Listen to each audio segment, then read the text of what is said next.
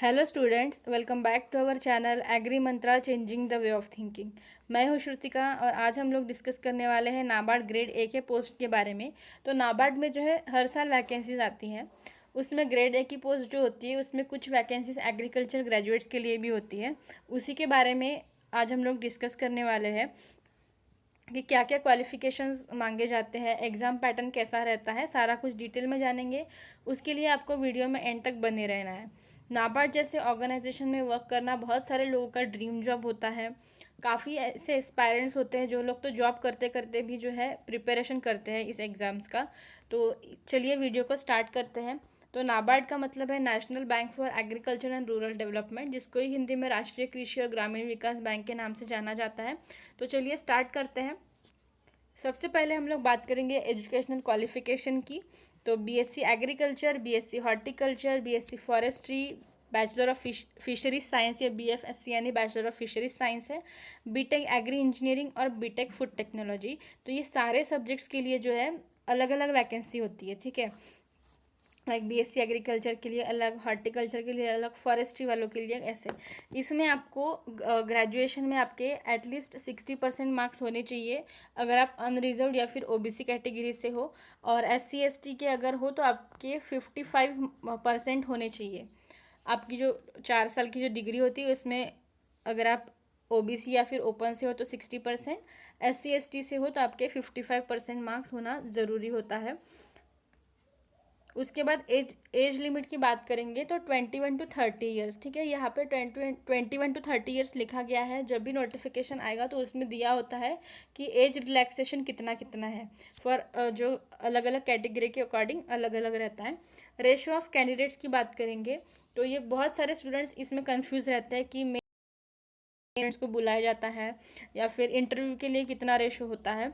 तो मेंस की बात करेंगे तो मेंस के लिए रेशो होता है 1:25 और इंटरव्यू के लिए रेशो होता है 1:3। ये भी आपका क्लियर हो गया होगा। उसके बाद सिलेक्शन प्रोसीजर की बात करेंगे तो आपका प्रीलिम्स, मेंस और इंटरव्यू, ये 3 स्टेप प्रोसेस होता है, जिसमें प्रीलिम्स आपका 200 मार्क्स, मेंस भी आपका 200 मार्क्स और इंटरव्यू आपका 50 मार्क्स का होता है। तो अभी हम लोग देखेंगे प्रीलिम्स और मेंस का जो भी एग्ज़ाम पैटर्न है उसके बारे में। तो सबसे पहले हम लोग देखेंगे प्रीलिम्स के बारे में। तो प्रीलिम्स में आप लोग ये टेबल में देख सकते हो टोटल 8 सब्जेक्ट्स होती है।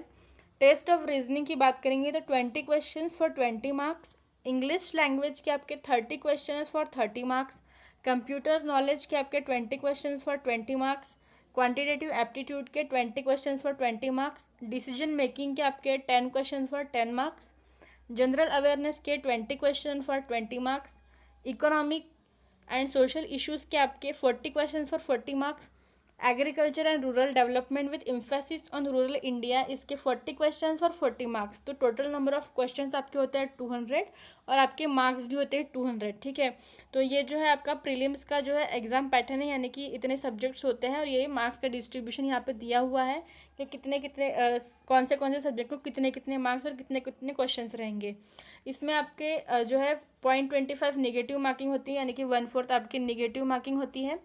टोटल टाइम आपको 120 मिनट्स मिलते हैं इस टेस्ट के लिए प्रीलिम्स में।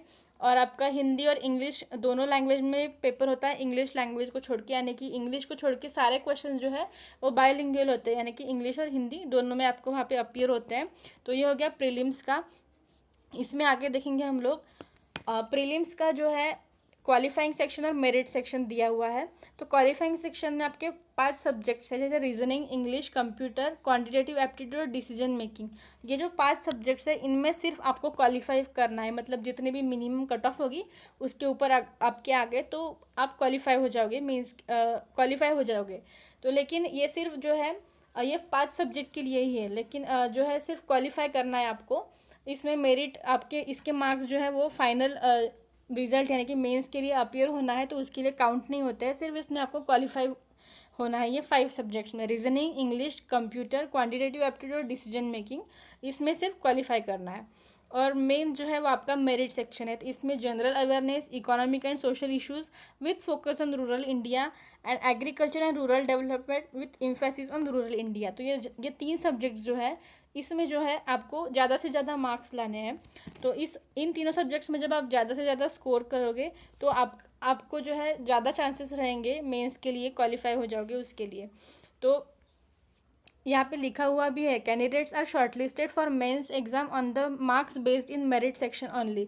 तो मेरिट सेक्शन में जो है आपके 3 सब्जेक्ट जो है general awareness, economic and social issues और एग्रीकल्चर एंड रूरल डेवलपमेंट, ये तीनों सब्जेक्ट के ही मार्क्स कंसिडर किए जाते हैं। क्वालिफाइंग सेक्शन, इसको क्वालिफाई करना ज़रूरी है, ये 5 सब्जेक्ट्स में भी आपको क्वालिफाई करना ज़रूरी है, लेकिन मेरिट सेक्शंस के ही सिर्फ मार्क्स कंसिडर किए जाते हैं मेंस एग्जाम के लिए। तो मेरिट सेक्शन में जो सब्जेक्ट्स है उसमें ज़्यादा से ज़्यादा मार्क्स आपको लाने पड़ते हैं। तो ये हो गया आपका डिटेल में प्रीलिम्स के बारे में। अभी मेंस का देखते हैं। ये मेंस एग्ज़ाम की अगर बात करेंगे तो आपके 2 पेपर्स होते हैं, पेपर 1 और पेपर 2। पेपर 1 आपका होता है जनरल इंग्लिश का। ये आपका पेपर होता है ऑनलाइन डिस्क्रिप्टिव। इसमें 3 क्वेश्चंस होते हैं 100 मार्क्स के लिए और आपका टाइम ड्यूरेशन होता है 90 minutes. Descriptive answers to be type using keyboard. तो ये जो आपकी जब जहाँ पे भी मेंस एग्जाम होगी, जब आप प्रीलिम्स क्वालिफाई करोगे और आपकी मेंस एग्जाम रहेगी, तो आपके सेंटर पे जो भी आपको पीसी अलॉट होगा वहाँ पे कीबोर्ड का जो है वो अटैचमेंट किया होता है कि आपको उस पर टाइप करके जो है आंसर्स लिखना पड़ता है। तो आपको 1.5 घंटे का टाइम मिलता है। 3 क्वेश्चन जो है आपको लिखने पड़ते हैं, मतलब टाइप करके लिखना पड़ता है। ऑनलाइन डिस्क्रिप्टिव पेपर होता है इंग्लिश लैंग्वेज का, जिसमें ऐसे precise writing, comprehension and business जो ऑफिस करस्पॉन्डेंस जो है उसके बारे में जो क्वेश्चंस होते हैं वो आपको लिखने होते हैं। ये आपका पेपर 1 होता है 1.5 घंटे का। उसके बाद आपको 1 घंटे का गैप मिलता है और उसके बाद आपका रहता है पेपर 2। तो पेपर 2 जो है वो स्ट्रीम स्पेसिफिक पेपर होता है, यानी कि अगर आप एग्रीकल्चर वाले हो तो एग्रीकल्चर का रहेगा, हॉर्टिकल्चर वाले हो तो हॉर्टिकल्चर का रहेगा, ऐसे। तो स्ट्रीम स्पेसिफिक पेपर में बात करेंगे तो ऑब्जेक्टिव क्वेश्चंस होते हैं 30 क्वेश्चंस 50 मार्क्स की, उसके लिए आपको 30 मिनट्स मिलते हैं। और डिस्क्रिप्टिव टाइप क्वेश्चंस में आपके 6 क्वेश्चंस होते हैं, 6 क्वेश्चन पूछे जाते हैं, उसमें से 4 छुड़ाने पड़ते हैं।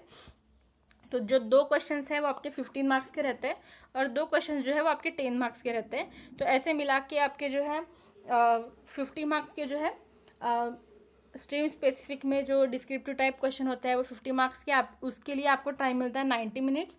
और ये भी जो है आपको हिंदी या फिर इंग्लिश में जो भी आपको है, जो भी आपको सूटेबल लगता है, हिंदी में लिखना है या फिर इंग्लिश में लिखना है, तो आप लोग वो टाइप करके ये आंसर्स लिख सकते हो। तो ये हो गया है मेंस के बारे में। तो ये पेपर 1 और पेपर 2, पेपर 1 और पेपर 2 के बीच में आपको 1 घंटे का जो है गैप मिलता है और आपको यहाँ से बाकी कुछ सब कुछ क्लियर हो ही गया होगा। उसके बाद पे स्केल की बात करते हैं। तो ये देखिए यहाँ पे जो है पेमेंट डिटेल्स आप लोग देखेंगे, यहाँ पे मैंने पेमेंट स्लिप ही अटैच करी है।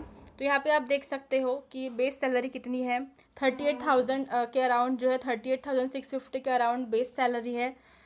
डीआरएंस अलाउंस यानी कि डी आपका 24,936 है। सीसीए लोकल अलावेंसेस आपके 1933 है। ग्रेड अलावेंसेस और बाकी के भी आप यहाँ पे देख सकते हो।